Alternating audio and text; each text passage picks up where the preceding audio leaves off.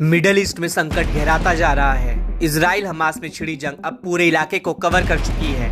Hezbollah, Houthi और Syria के कई चरमपंथी संगठन एक साथ इजराइल पर कहर बनकर टूटे हैं। इनकी वजह से इजराइल पर अब चौतरफा हमले हो रहे हैं। इनमें सबसे ज्यादा ताकतवर लेबनान का हिजबुल्लाह समूह है, जो लगातार बमबारी कर संघर्ष को बढ़ाने पर तुला है।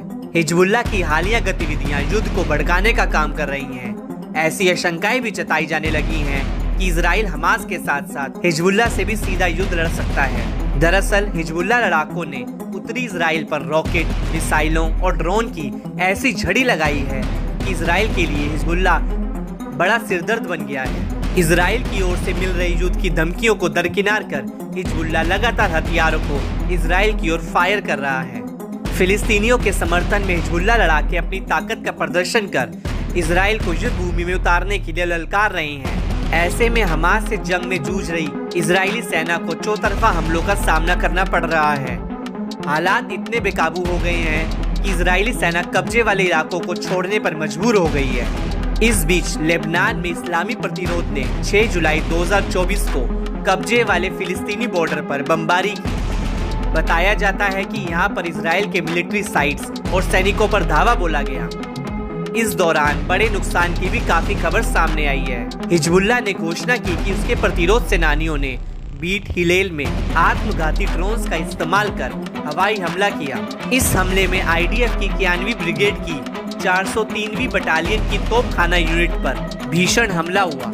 बताया गया कि बीते दिन इसी यूनिट ने लेबनानी गांवों और लोगों पर हमला किया था। इससे भड़के हिजबुल्लाह ने 24 घंटे के भीतर ही अपने हमले का करारा जवाब लेते हुए दावा किया कि हमले ने उसके टारगेट पर सटीक हमला किया। हिजबुल्लाह लड़ाके यही नहीं रुके, बल्कि कब्जे वाले कफर चोबा हिल्स में इजरायली रुई सेट अल आलम साइट पर रॉकेट हथियारों से बमबारी की।